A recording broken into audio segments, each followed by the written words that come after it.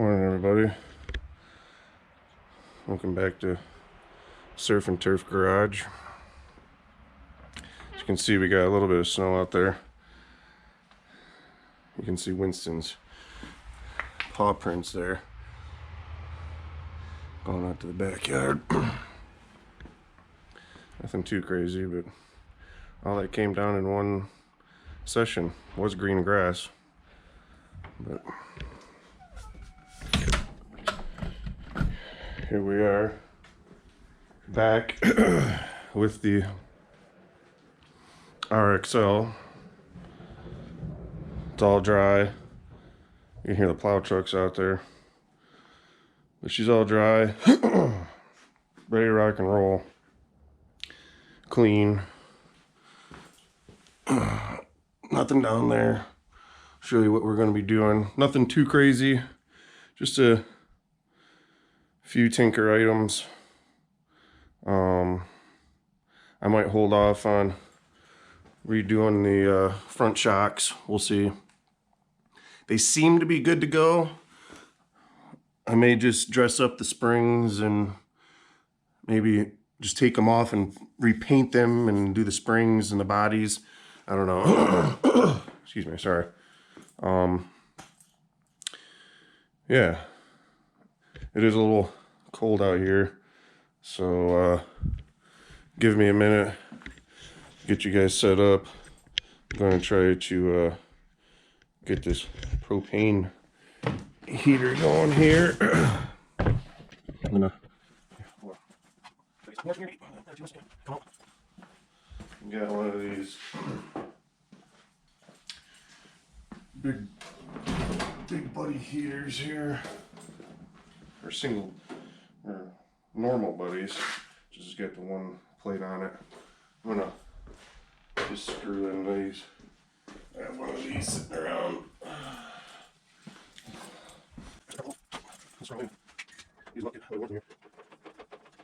Yeah, one of the idler wheels on the inside part of the track has got to be replaced. I found one on Dennis Kirk that they had, but this is my little outdrive stand that I built. I'm gonna put the heating system on there. Probably shouldn't. I'm gonna put it back over here. Yeah, I found one on Dennis Kirk. It's got the bearings inside of it, and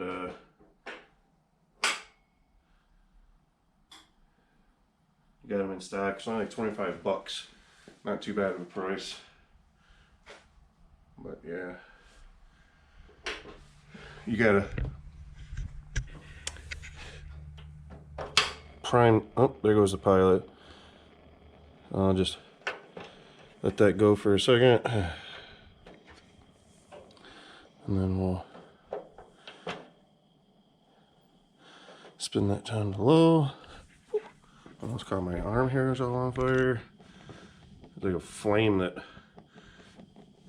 emits over that tile. It starts warming up that ceramic tile. But we're just gonna send it. Go straight to high. Can I feel the heat coming out? So it'll start to get a little bit warmer in here. But yeah, I've got a moving blanket I'm gonna lay down to, so again, if Winston wants to come outside, starts barking, we'll set that down right over here. Yeah. Grab one of these shop lights.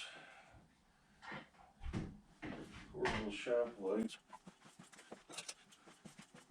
Outlet mall not too far north of me that houses refurbished and remanufactured, or blemished, excuse me, and remanufactured Ryobi tools.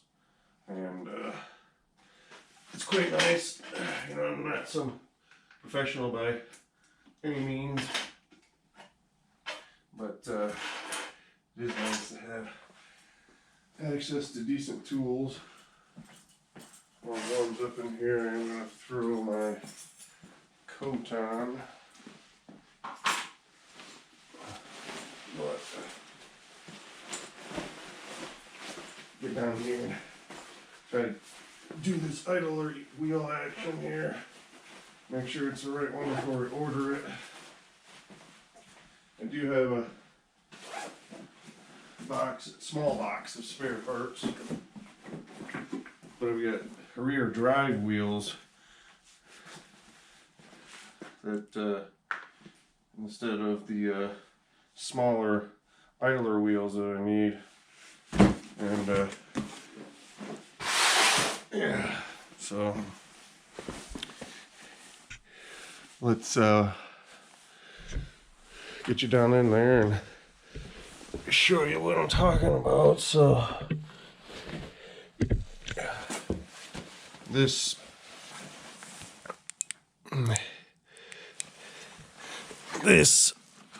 is bad.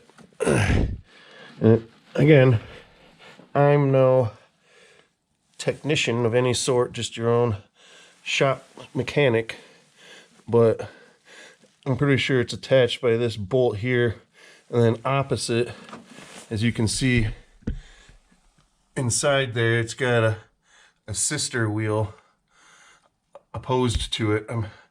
If I just hold that bolt and then that top one down, I believe this whole you know, that top bolt, and then it's adjacent point over there. I think that assembly will come off. That bottom one, I think, just holds this inside idler assembly together. So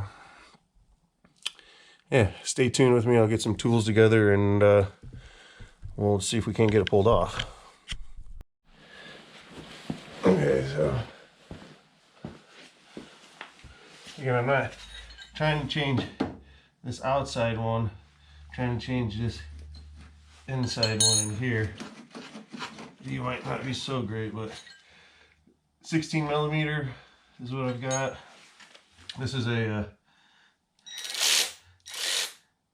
auto ratchet, I guess you'd call it. It's got 3/8 drive on it, and they make a bigger one, they make a smaller one. You can move the head around in multiple different directions. It's got forward, reverse. So yeah, it just makes life easier, especially when you're older. So got the wrench on the outside one. Again, I think it's this one right here. So let's go ahead and give it a whirl here. Hook on. Huh. Yeah. Go reverse in the directions. Oh yeah, is that first? Give me a second. So I figured out what I was doing. I'm an idiot. So this is actually the lock. It was doing what it was supposed to. So to reverse and forward, just like your normal ratchet, you just swap it up here. And I'm sorry, I guess I'm just trying to be perfect for you guys here. Again, no mechanic or whatever, or certified mechanic. Now let me rotate this with a battery in the way. Reverse. Here we go. Oh yeah. We're gonna have to get a little bit more action jackson involved with that. Let's see here. Let's do a longer extension and bring out the old mechanical power, because that one does like a certain amount of which we'll call it a torque. So let's see what we can do here. Again, I don't know how old. This is, so maybe we'll go here first and try to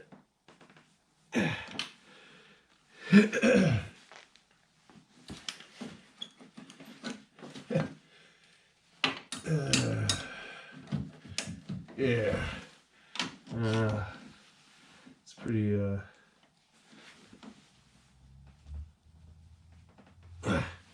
gnarly there. Let me see if I've got some penetrant lube up in the cabinet here.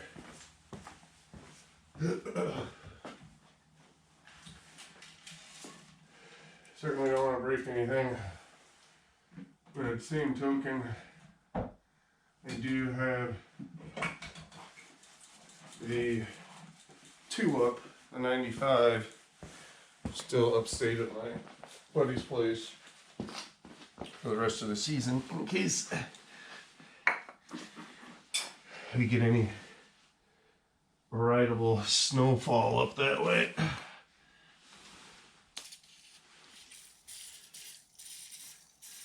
So I don't have much. I did the air compressor trick on this can a while back. There's a bunch of liquid left, but no air, so we'll throw this away, it's empty. And then we'll get out the WD-40 here, and I guess just do a little penetrant mixture. Okay. See how that does.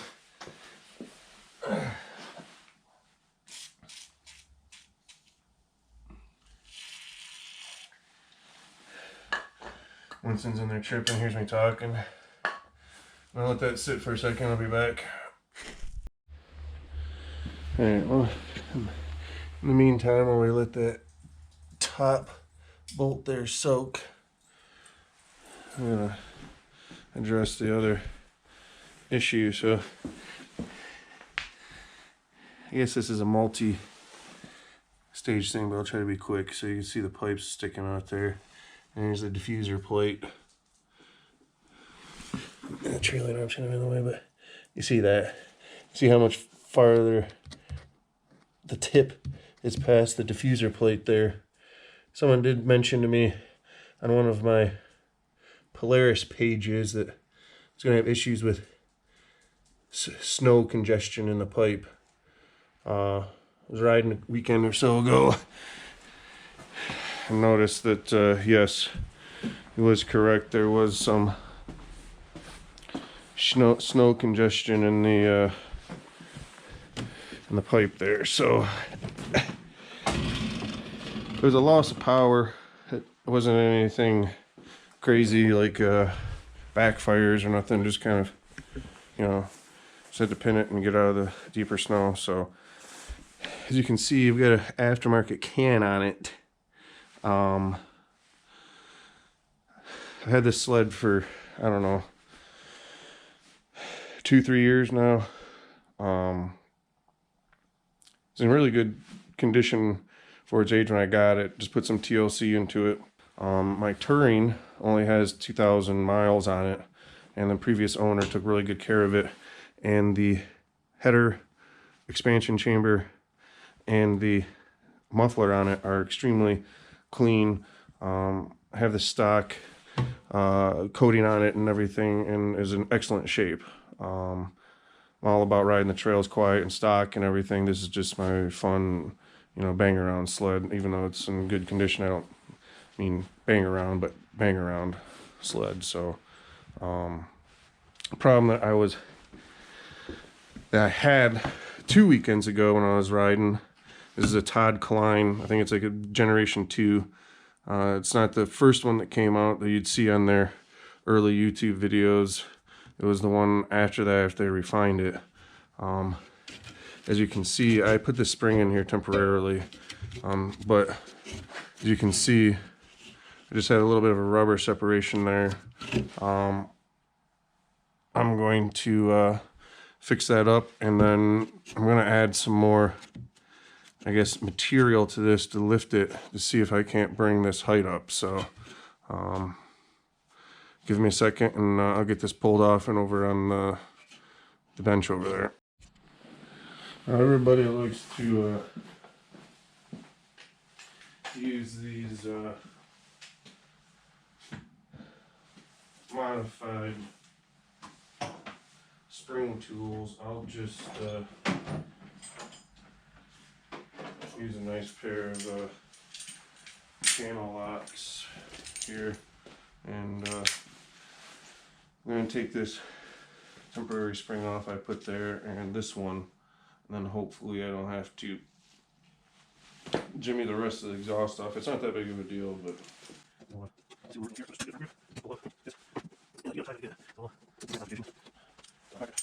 this one's up here. It's easy to get it.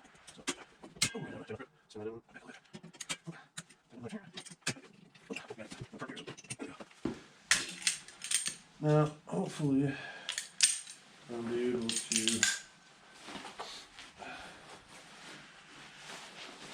take this can off.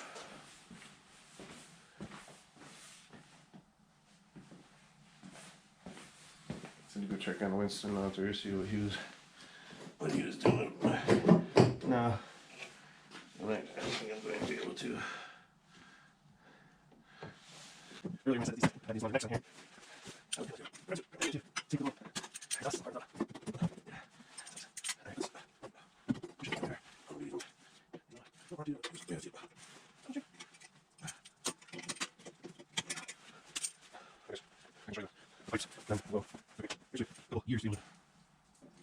Fix this whole exhaust issue I was having with this specific sled, and probably multiple other RXL owners themselves are probably also having.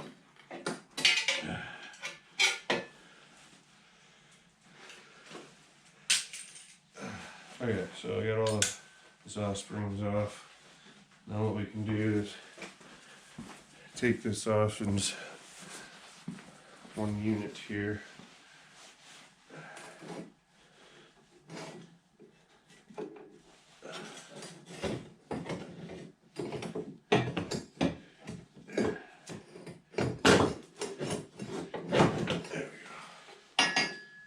Comes off as one unit, and then separate them here. So my plan is to try to remove this set nut here, which hopefully shouldn't be an issue. See, real nice way to put it onto it. Might do the paper and channel it. You can this. And then I'll see. Let's see outside real quick here, and then so much first to this. Alright, let's do it. I already tried to suck it. Everything else with this, so that's so good. So I guess it's also easy over here. This. Sorry if my fat fingers are in the way. Pull these gloves off. It's not that much cold, too cold in here now with the heater going.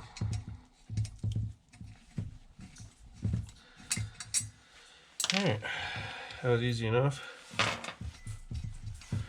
Alright, I'm gonna go through my junk pile here and see what type of longer extension is. Basically what I'm gonna do is have one that's longer mounted up under here like this, because I'll have a smaller head on it, and that way we got more play to suck it up, and then there won't be a rubber connection between it. But I understand the objective of that rubber here was to get rid of the you know, vibration factor of it. So yeah, give me a second, I'll be back with you.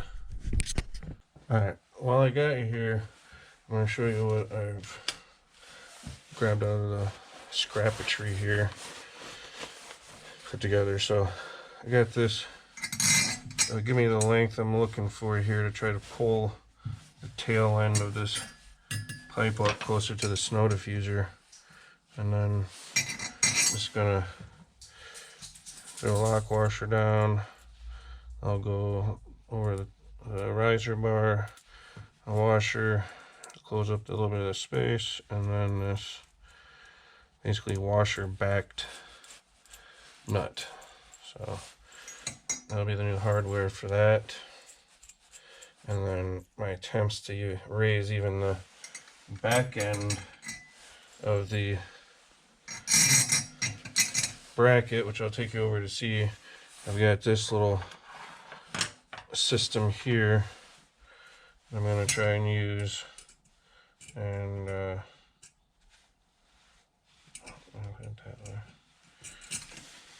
so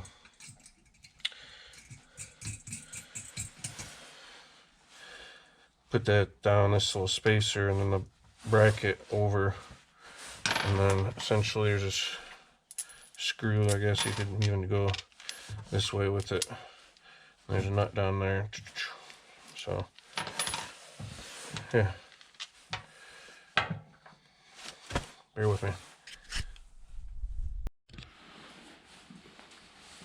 All right, I've got everything set up here. I got the Dremel plugged in. What I'm going to do is just trim this down to basically a little bit above flush level, so that way we don't have a huge spike sticking up top causing any problems.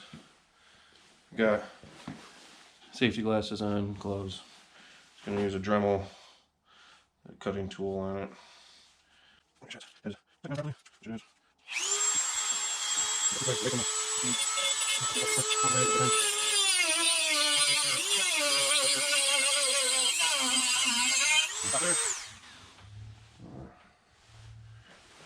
Unplug this. Go ahead and grab one of my pair of pliers here. These little flat nose guys. Just go ahead and grab that. Now I'm gonna go the extra step and actually file the top of that, just so that it's not crazy.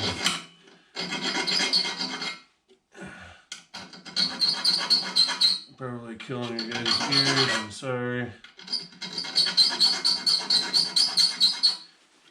I know it's killing mine.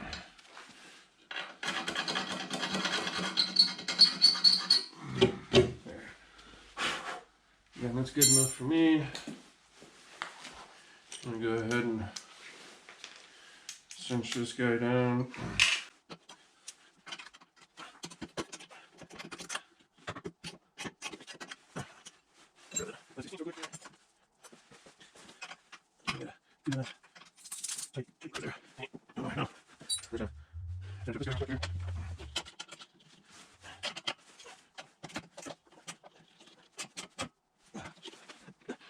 And that's done.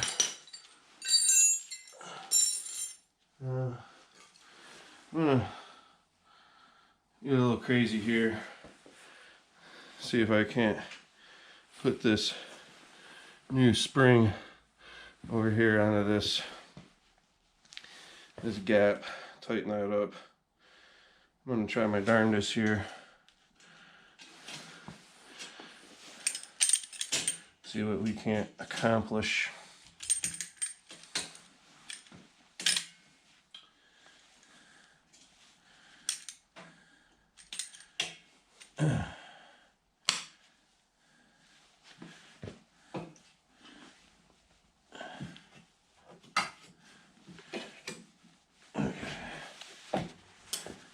I'm getting you guys' way a little bit here, but there we go. That's what I was looking for. That's what we wanted. Alright. I'm pretty happy. Let's back it up just a little bit. I got Winston chilling over there on his blankie by the heater. But alright. What do? We connected this back rock solid. Doesn't have that janky spring connecting at the moment. Nice metal on metal connection. Extremely happy with it. Also, at the same token, we put this, you can see it, a riser system in here. And then installed the exhaust back in. Now look at that. That lift brought it up all the way level to the snow diffuser. Look at, so I should have no problems now. Should be good to go.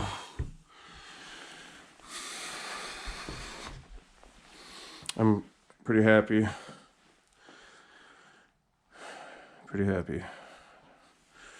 Now I just need to put my busted pipes away. Sure, Winston probably wants to go inside and get a treat and warm up a little bit. I'm gonna spray a little bit more WD-40 on this top one here. I'll go inside for a few minutes and then I'll come back out and see if we can't get that idler wheel pulled off.